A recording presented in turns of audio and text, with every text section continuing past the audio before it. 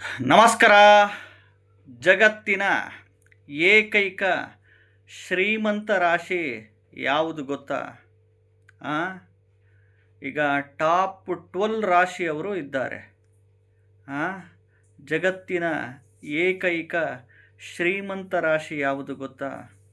Top 1ಇಂದ top 12ವರೆಗೂ ರಾಶಿಗಳು ಹೇಳ್ತಾ ಬರ್ತೀನಿ.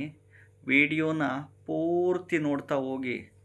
ಇದರಲ್ಲಿ ಇಂಪಾರ್ಟೆಂಟು ನೋಡಿ, ಧನಯೋಗ, ಮಹಾಧನಯೋಗ. ಇದು ಭಾಳ ಇಂಪಾರ್ಟೆಂಟು. ಎಲ್ಲ ವ್ಯಕ್ತಿಗಳಿಗೂ, ಪ್ರತಿ ಒಬ್ಬ ವ್ಯಕ್ತಿಗೂ ಧನಯೋಗ ಅಂತ ಇದ್ದೇ ಇರುತ್ತೆ ಎಲ್ಲ ಒಂದು ಜಾತಕದಲ್ಲೂ. ಬಟ್ ಮಹಾಧನ ಯೋಗ ಅನ್ನೋದು ಭಾಳ ಇಂಪಾರ್ಟೆಂಟು. ಯಾರಿಗೆ ಮಹಾಧನ ಯೋಗ ಇರುತ್ತೋ ಅವರೇ ಲಕ್ಷಾಧಿಪತಿಗಳು, ಕೋಟ್ಯಾಧಿಪತಿಗಳು. ಖಂಡಿತವಾಗ್ಲು ಜಗತ್ತಿನ ಏಕೈಕ ಶ್ರೀಮಂತ ರಾಶಿ ಯಾವುದು ಗೊತ್ತಾ? ಟಾಪ್ 12 ರಾಶಿಗಳು ಆರ್ಡ್ರ್ ವೈಸ್ ಹೇಳ್ತಾ ಬರ್ತೀನಿ. ವಿಡಿಯೋನ ಪೂರ್ತಿ ನೋಡಿ, ಎಲ್ಲೂ ಸ್ಕಿಪ್ ಮಾಡೋಕ್ಕೆ ಹೋಗ್ಬಿಡಿ. ಮೊದಲು ಹೊಸದಾಗಿ ವಿಡಿಯೋ ನೋಡ್ತಾ ಇದ್ದವರು, ಮೊದಲನೇ ಬಾರಿ ವಿಡಿಯೋ ನೋಡ್ತಾ ಇದ್ದವರು ಚಾನಲ್ ಸಬ್ಸ್ಕ್ರೈಬ್ ಮಾಡ್ಕೊಳ್ಳಿ.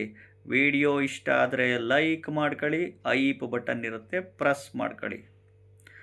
ನೋಡಿ, ಧನಯೋಗ ಅನ್ನೋದು ಎಲ್ರಿಗೂ ಇದ್ದೇ ಇರುತ್ತೆ, ಪ್ರತಿಯೊಬ್ಬ ಮನುಷ್ಯನಿಗೂ. ಆದರೆ ಮಹಾಧನಯೋಗ ಇದು ಭಾಳ ಇಂಪಾರ್ಟೆಂಟು, ಎಲ್ರಿಗೂ ಸಿಗಲ್ಲ ಇದು.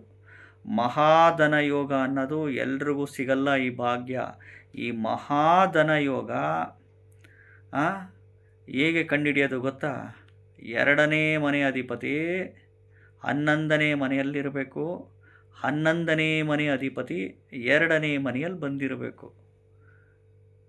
ಅಥವಾ 2ನೇ ಮನೆ ಅಧಿಪತಿ 11ನೇ ಮನೆಯಲ್ಲಿರಬೇಕು. 11ನೇ ಮನೆ ಅಧಿಪತಿ 11ನೇ ಮನೆಯಲ್ಲಿರಬೇಕು.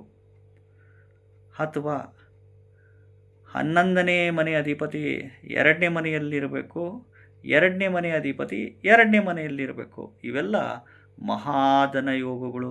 ಈ ರೀತಿ ಇದ್ದು ಇದರದ್ದು ಮಹಾದಶ ನಡಿಬೇಕು, ಮಹಾದಶಗಳು ನಡಿಬೇಕು, ಭುಕ್ತಿಗಳು ನಡಿಬೇಕು. ದಶ ನಡಿಬೇಕು, ಭುಕ್ತಿಗಳು ನಡಿಬೇಕು. ಅಂತರ್ಭುಕ್ತಿಗಳು ಬಂದಾಗ ನಿಮಗೆ ಫಲ ಖಂಡಿತವಾಗ್ಲೂ ಕೊಟ್ಟೇ ಕೊಡ್ತವೆ. ಎಂಥ ಬಡವ್ರ ಮನೆಗೆ ಹುಟ್ಟಿದ್ರು, ಎಂಥ ಕಡು ಬಡವ್ರ ಮನೆಯಲ್ಲಿ ಹುಟ್ಟಿದ್ರು, ಖಂಡಿತವಾಗ್ಲೂ ನೀವು ಕೋಟ್ಯಾಧಿಪತಿಗಳು ಆಗೇ ಆಗ್ತೀರ. ಮಹಾಧನಯೋಗ ಇದ್ದರೆ ಜಾತಕದಲ್ಲಿ, ಮಹಾಧನಯೋಗ ಇದನ್ನೇ 2ನೇ ಮನೆ ಅಧಿಪತಿ 11ನೇ ಮನೆ, 11ನೇ ಮನೆ ಅಧಿಪತಿ 2ನೇ ಮನೆಯಲ್ಲಿದ್ದರೆ ಇದು ಪರಿವರ್ತನಾ ಯೋಗ ಅಂತ ಹೇಳ್ತೀವಿ. ಮಹಾಧನಯೋಗ. ಮತ್ತು 2ನೇ ಮನೆ ಅಧಿಪತಿ 11, 11ನೇ ಮನೆ ಅಧಿಪತಿ 11ರಲ್ಲಿ, 11ನೇ ಮನೆ ಅಧಿಪತಿ 2ನೇ ಮನೆಯಲ್ಲಿ, 2ನೇ ಮನೆ ಅಧಿಪತಿ 2ನೇ ಮನೆಯಲ್ಲಿ. ಈ ರೀತಿ ಇದ್ದಾಗ ಮಹಾಧನ ಯೋಗಗಳು. ಇದರದ್ದು ದಶ, ಭುಕ್ತಿ, ಅಂತರ್ಭುಕ್ತಿಗಳಲ್ಲಿ ಗ್ರಹಗಳು ಬಂದರೆ ಫಲ ಕೊಟ್ಟೇ ಕೊಡ್ತವೆ. ನೋಡಿ, ಯಾವುದೇ ದಶ ಆಗಲಿ, ಸ್ಟಾರ್ಟಿಂಗು ಒಂದೇ ದಶ. ಈಗ ಎಕ್ಸಾಂಪಲ್ ಶುಕ್ರ ದಶ, ಶುಕ್ರ ಭುಕ್ತಿ ನಡೀತಿದೆ, ಫಲ ಕೊಡಲ್ಲ. ದಶ ಎಂಡಿಂಗಲ್ಲಿ ಕೊಡಲ್ಲ, ದಶ ಸ್ಟಾರ್ಟಿಂಗಲ್ಲಿ. ಈಗ ಎಕ್ಸಾಂಪಲ್ ಶುಕ್ರ ದಶ 20 ವರ್ಷ, ಶುಕ್ರ ದಶ ಶುಕ್ರ ಭುಕ್ತಿ ನಡೀತಿದ್ದು, ಫಲ ಸಿಗಲ್ಲ. ಆಮೇಲೆ ಶುಕ್ರ ದಶ ಶುಕ್ರ ಭುಕ್ತಿಯಾಗಿ ರವಿ ಬರುತ್ತಲ್ಲ, ಆವಾಗ ಒಂದು ರಿಲೇಟೆಡ್ ಫಲಗಳು ಸಿಗ್ತಾ ಹೋಗುತ್ತೆ. ಇವಾಗ ಜಗತ್ತಿನ ಏಕೈಕ ಶ್ರೀಮಂತ ರಾಶಿ ಯಾವುದು ಗೊತ್ತಾ? ಎಸ್, ವೃಶ್ಚಿಕ ರಾಶಿ ಟಾಪ್ 1 ರಾಶಿ. 2ನೇದು ಮಕರ ರಾಶಿ, 3ನೇದು ಕುಂಭ ರಾಶಿ, 4ನೇದು ಕಟಕ ರಾಶಿ, 5ನೇದು ಮಿಥುನ ರಾಶಿ, 6ನೇದು ಮೇಷ ರಾಶಿ, 7ನೇದು ಧನಸ್ಸು ರಾಶಿ, 8ನೇದು ವೃಷಭ ರಾಶಿ, 9ನೇದು ಕನ್ಯಾ ರಾಶಿ, 10ನೇದು ತುಲಾ ರಾಶಿ, 11ನೇದು ಮೀನ ರಾಶಿ, 12ನೇದು ಸಿಂಹ ರಾಶಿ. ಟಾಪ್ 12 ರಾಶಿಗಳು. ಅದಕ್ಕೋಸ್ಕರ ಧನಯೋಗ ಎಲ್ರಿಗೂ ಇದ್ದೇ ಇರುತ್ತೆ.